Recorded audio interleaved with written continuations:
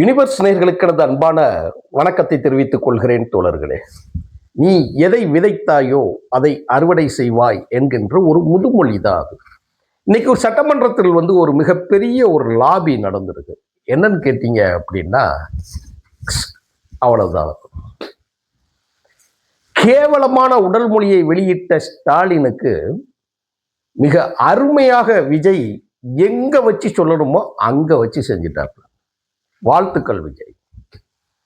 நிறைய அரசியல் கட்சிகளை நீங்கள் நடத்திய விதத்தில் இருந்து உங்கள் சட்டமன்றத்தின் பதிவேடுகளை எடுத்து புள்ளி விவரத்தோடு முதலமைச்சர் விஜய் உங்களுக்கு பதில் சொல்லியிருக்கிறார். இப்ப 2 சம்பவம் நடந்திருக்கு. நான் ரெண்டு மட்டும் சொல்றேன். நீங்க இவங்க என்னமோ வான தேவத்திலிருந்து ஜெயலலிதா அவர்கள் ஒரு முறை சொன்னாங்க, என்ன நீதிமன்றங்கள் ஏதோ தேவலோகம் மாதிரியும் அதில் தீர்ப்பு சொல்லுபவர்கள் ஏதோ தேவர்கள் மாறியும் வானத்திலிருந்து குதித்து வந்தவர்களான்னு கேட்டாங்க. அதைத்தான் நான் திமுகவிற்கு சொல்லுகிறேன். நீங்க ஏதோ அந்த 5 வருஷத்துல காணாததை கண்டுட்ட மாதிரியும், நம்மை விட்டால் இங்க ஆளே இல்லைங்கிற மாதிரியும், அப்படியே ஸ்டாலின் நடக்க தெரியாத மாதிரி நடக்கிறதும் நடிக்கிறதும் மக்கள் ஒருபோதும் உங்களை ஏற்றுக்கொள்ளவில்லை என்பதற்கு எடுத்துக்காட்டு இன்னைக்கு நீங்க பார்த்தீங்க. வாயை துறங்க சிஎம், வாயை துறங்க. வாயை துறக்க மாட்டேங்க. இன்னும் சில வாசகங்கள், தவிர்க்கப்படக்கூடிய வாசகங்கள், ஏதோ உங்களுக்கு கையில் பேனா இருக்கிறது பேடு இருக்கிறது என்பதற்காக, பிடிப்பதற்கு ஒரு 10 பேர் இருக்கா அப்படிங்கிறதுக்காக நீங்க சட்டமன்றத்துக்குள்ள வாயை திறங்க சிஎம் அப்படின்னு சொல்லி கொண்டு வந்தீங்களே. இந்த இடத்துல நான் ஒரு பதில் கேட்கிறேன். வேங்கை வயலில் மலம் கலந்த நிகழ்ச்சியில் கருத்து சொல்லுங்க, வாயை துறங்க, வழக்குக்கு விசாரணைக்கு என்னாச்சு, ரிசல்ட் என்னாச்சுன்னு கேட்டீங்களே. வாயை திறந்தீங்களா ஸ்டாலின்? வாயை திறந்தீங்களா? கள்ளக்குறிச்சி ஸ்ரீமதி வழக்கு, பள்ளிக்கூடத்தில் நடக்க கள்ளக்குறிச்சி ஸ்ரீமதி வழக்கு. ஒரு குழந்தை மாடியிலிருந்து கீழே குதிச்சு தற்கொலைக்கு முயன்றதாக ஒரு வழக்கை முடித்தார்கள் தெரியுமா? அதுக்கு பின்னணியில பெரிய விஷயங்கள் இருந்தது தெரியுங்களா? இன்னைக்கு வரைக்கும் தீர்ப்பு கிடையாது.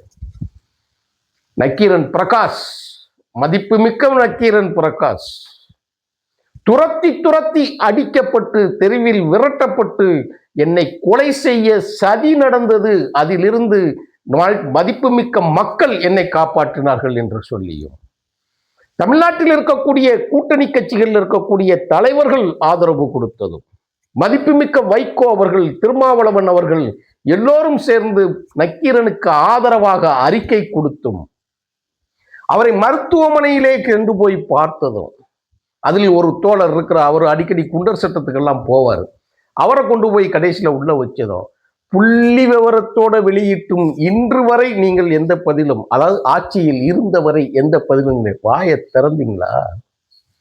இப்ப விஜய் வாயை திறந்துட்டாப்ல, ஒரே நிமிஷம்தான் வாயை திறந்துட்டாப்புல, சோழி முடிஞ்சு போச்சு. ஆளுக யாராவது இருப்பாங்கன்னு பார்த்தேன். அவங்களுக்கு முன்னாடி நான் ஒன்று செய்யலான்னு நினைச்சேன், செய்யலாமான்னு சொல்லி சபாநாயகர்கிட்ட கேட்குறாரு. வேற ஒன்றும் சம்பவம் இல்லை, ஒரு சின்ன செய்கை தான், செய்யலாமான்னு கேட்குறாரு. செய்யுங்கன்னாங்க அப்படின்ட்டாப்புல. முடிஞ்சுதா? அறுத்து கீழே போட்டாப்புல. நான் அன்றே சொன்னேன், பல முறை நமது காணொலியில் நான் சொல்லி இருக்கிறேன், என்ன ஆணவம் உங்களுக்கு, என்ன திமிரு உங்களுக்கு. எத்தனையோ பேரை பார்த்தாச்சுப்பா. கண்ணு கட்டிய தூரம் எதிரி இல்லைன்னு சொன்னவெல்லாம் அடுத்த தேர்தலில் செத்து விழுந்து மண்ணுக்குள் மாயமா போயிருக்கிறான். எது இல்லை, கண்ணு கட்டின தூரத்துல எதிரி இல்லைன்னு சொன்னவெல்லாம் மண்ணுக்குள் மாயமாய் போன வரலாறு ரொம்ப இல்லைங்க, இந்த 15 வருஷத்துக்குள்ளே நடந்திருக்கு.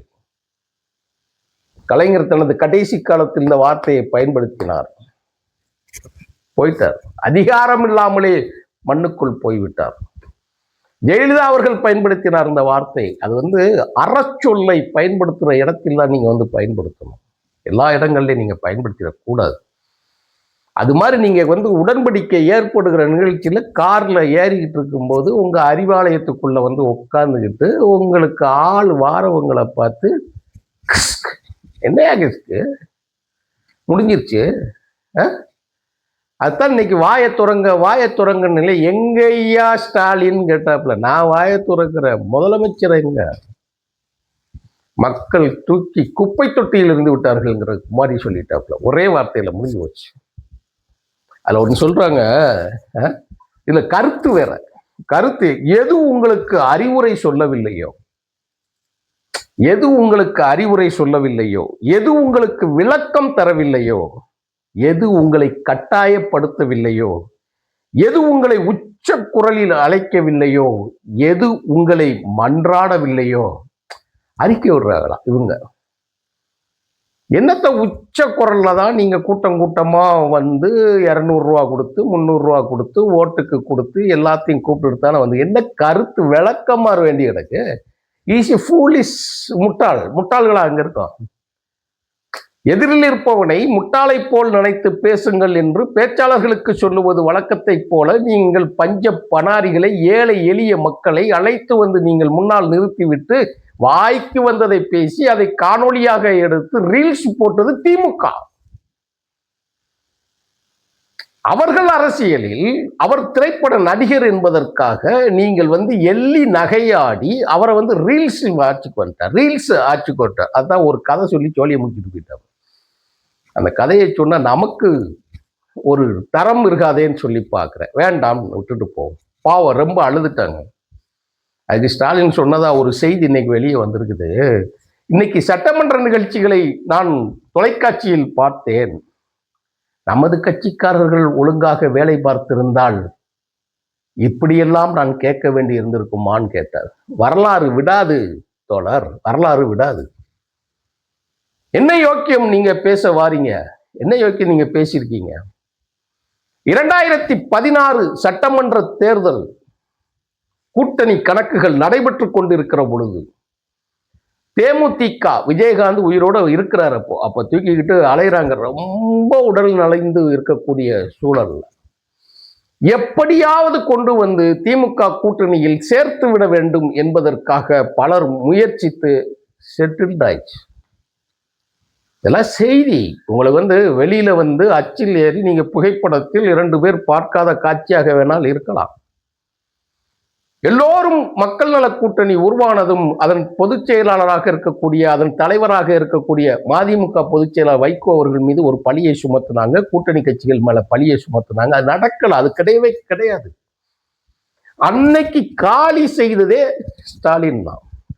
அது அவங்களே சொல்லியிருக்காங்க. பத்திரிகை ரிப்போர்ட் எல்லாமே வெளியே வந்திருக்கு. என்ன செஞ்சிருந்தாரு? கூட்டணி நடந்துச்சுல்ல, பேசினாங்கல்ல, எல்லாருமே பேசி முடிக்கும் போது என்ன பண்ணான்னா, விஜயகாந்தை திமுகவோடு கூட்டணியில் வராமல் பார்த்து கொண்டார்கள். எதுக்கு? திமுக தலைவர் கலைஞர் மு கருணாநிதி அவர் மிகப்பெரிய ஆளுமை. பிடிக்கலை இருக்கோ இல்லையோ வேற, அவர் மிகப்பெரிய ஆளு, மாபெரும் தலைவர், இந்தியாவின் முதுபெரும் தலைவராக இருக்கக்கூடியவர். அவருக்கு பக்கத்துல யார் இருந்தாலும் கலைஞரோடு தான் மற்றவர்கள் அப்படிங்கிறது தான் பெயர் சொல். அது வந்து தான் நிற்கும் வரலாற்றுல வந்து. இப்போ எதிர்கட்சி தலைவராக இருந்த ஒரு விஜயகாந்தும் அங்கே வந்து விட்டால் ஸ்டாலினுக்கு மவுசு குறைஞ்சிடும் அப்படிங்கிறதுக்காக, நல்லா கேட்டுக்கோங்க தோழர்களே, நான் உண்மையை சொல்றேன், ஸ்டாலினுக்கு மவுசு குறைஞ்சிடும் அப்படிங்கிறதுக்காக தேமுதிக கூட்டணியவே நிராகரிச்சவர் யாருன்னு கேட்டீங்கன்னா ஸ்டாலின். திமுக தோழர்கள் பேசுறது தான் உள்ளது. எனக்கு எவிடன்ஸோட தான் நான் சொல்றேன். சும்மா நம்ம ஒன்றும் பேசிடலாம். அப்போ தனக்கு பெயர் வராது என்பதற்காக ஒரு கூட்டணியையே சிதைத்த பெருமை உடையவர் வைகோ. அப்படித்தானே நீங்க வந்து விஜயை எள்ளி நகையாடி, இங்க யாரும் வந்து விஜய், இப்ப நான் உள்ளிட்ட நடிகர் விஜயாக இருக்கிற பொழுது அவர் அரசியலுக்கு வந்த களத்தில் இருக்கிறத எதிர்த்தவர் நாங்களும் ஒருத்தர், இல்லைன்னு நாங்க சொல்ல முடியாது. ஏன்? அதற்கான காரணங்கள் உயிரோடு இருக்கிறது. விஜயோட மனைவி திரிசாவோடு அவர் சென்றது, அரசியல் பிரச்சாரங்களில் கரூர் சம்பவங்கள், அதன் பின்னணியில் இருக்கக்கூடிய சிபிஐ விசாரணை, எங்களால் 100 கருத்து இன்னும் சொல்ல முடியும். எங்களுக்கு மாற்று கருத்து இல்லை. காரணங்கள் அப்படியே உயிரோடு இருக்கிறது. அண்ணா சொன்னதை போல எந்த மாற்று கருத்தெல்லாம் எதுவும் இல்லை. நாங்கள் பின்வாங்கலாம் மாட்டோம். ஆனால் அரசியலில் இன்று என்ன நடக்குதோ, அடுத்த 1 மணி நேரத்திற்கு பிறகு என்ன மாறியதோ அதற்கு தக்க நீங்கள் செயல்படவில்லை என்றால் எல்லாம் மாறிடும். அப்படித்தானே நீங்க எடப்பாடியோட கூட்டணிக்கு போனீங்க, பேசுனீங்க. ஏன் இப்ப வரைக்கும் ஸ்டாலினும் இப்ப வரைக்கும் எடப்பாடியும் ஒரு வாயை திறங்க பேசவே இல்லை? வாயை திறங்க ஸ்டாலின்.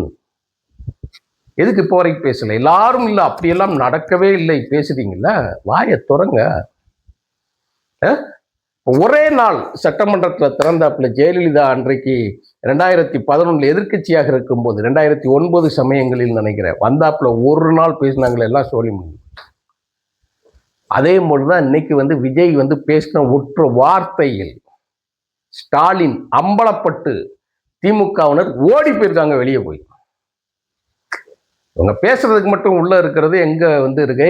அண்ணாவின் தலைமையில் இருந்தவர்கள், கலைஞரின் தலைமையில் இருந்தவர்கள். இப்ப யார் தலைமையிலடா இருக்கீங்க நீங்க? மக்கள் அவ்வளவு பைத்தியக்காரர்களா?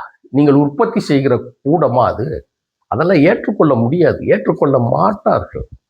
வரலாற்றில் இன்று ஒரு முக்கியமான நாளாக ஒன்று நான் உருவெடுத்திருக்கிறது. ஏன்னால் முதல் முறையாக விஜய் தன்னுடைய கருத்துக்களை பதிவு செய்த நாள் சட்டமன்றத்தில். அது அந்த சட்டமன்றத்திலேயே முதல் முத்தாய்ப்பாக ஆட்சியாக 5 வருடங்கள் நான் நல்ல முறையில் ஆட்சி இப்ப நானே சொல்றேன், ஒரு வார்த்தை சொல்றேன், விருப்பு இல்லாம சொல்றேன், இருக்கிறதில் ஓரளவு நன்றாக ஆட்சி நடந்தது கடந்த 5 ஆண்டுகளில். ஆனால் ஏன் மக்கள் ஆதரிக்கவில்லை? அது ரொம்ப முக்கியமானது. எங்கெங்கு காணினும் ஊழல். அதை தொடாதவங்களுக்கு, ஏன்னா கரண்டை நீங்க தொட்டிங்கன்னா தான் அது தெரியும். கரண்ட் ஷாக் அடிக்கிறது தெரியும். அது தொடாதவனுக்கு எப்படி தெரியும்? நீங்க ஏதாவது வேலையாக அரசு அலுவலகங்களுக்கு நீங்க சென்று வேலைகளுக்கு நீங்கள் சென்று பார்த்தா தான் உங்களுக்கு தெரிஞ்சிருக்கும், மற்றது தெரியாது. அப்படித்தான் இன்று நடந்திருக்கிறது. இன்று ஒரு மகிழ்ச்சியான நாள். நடிகர் விஜய் முதலமைச்சராக பிறகு முதலமைச்சர் விஜயாக திமுகவிற்கு ஒரு நல்ல பாடத்தை பதிவு செய்திருக்கிறார். அவர் பாணியிலே நம்ம முடிச்சுக்கலாமா? அறுத்து எரிஞ்சிட்டாங்க. நீ எப்படி கூட்டணி கட்சிகளை சிதைத்தாயோ, நீ எப்படி கூட்டணி கட்சிகளை நீ குறைத்து மதிப்பிட்டாயோ, அதே மாதிரி சட்டமன்றத்திற்கு உள்ளேயே ஒரு முதலமைச்சரால் நீங்கள். நன்றி, வணக்கம் தோழர்களே.